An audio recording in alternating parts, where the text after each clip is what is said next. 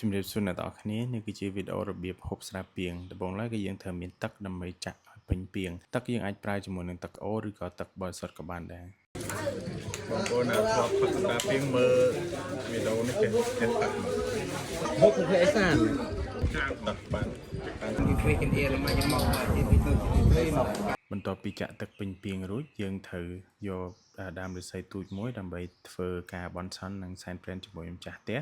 ដើម្បីសូមឲ្យការហូបចុកសុខសប្បាយនិងរស់ស៊ីមានបានទាំងអស់គ្នាមុខម្ហូបដែលសំខាន់ជាងគេនៅក្នុងកម្មវិធីដែលគេមិនដែលចោលនោះគឺជាស្លប្រងហើយមួយទៀត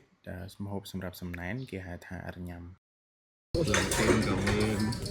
ស្រាសក៏មានចោលនោះគេនេះស្រាឆ្នាំខ្មុំ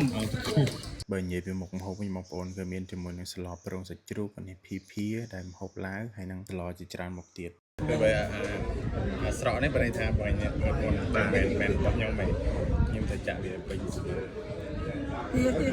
ស្ដាយមុនផឹកយើងទៅជជែកគ្នាថាផឹកកម្រិតណាអញ្ចឹងក៏ទៅចាក់ទឹកឲ្យ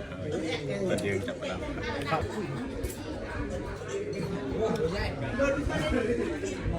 ដល់ពេលខ្ញុំបងអញ្ចឹងដៃបងជាដៃគូរបស់ខ្ញុំមិនចាក់តែដល់ខ្ញុំចាក់បន្តិចហើយខ្ញុំចាក់ចោលទៅក្រៅមិនអត់គ្នាខ្ញុំយកចង់ឲ្យបន្លំគ្នាមកពីប្រាប់អូខេ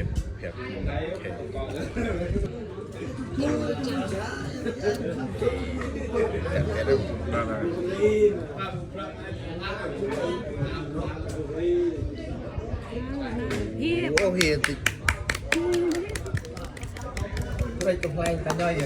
អាផលប្រតិកម្មស្រា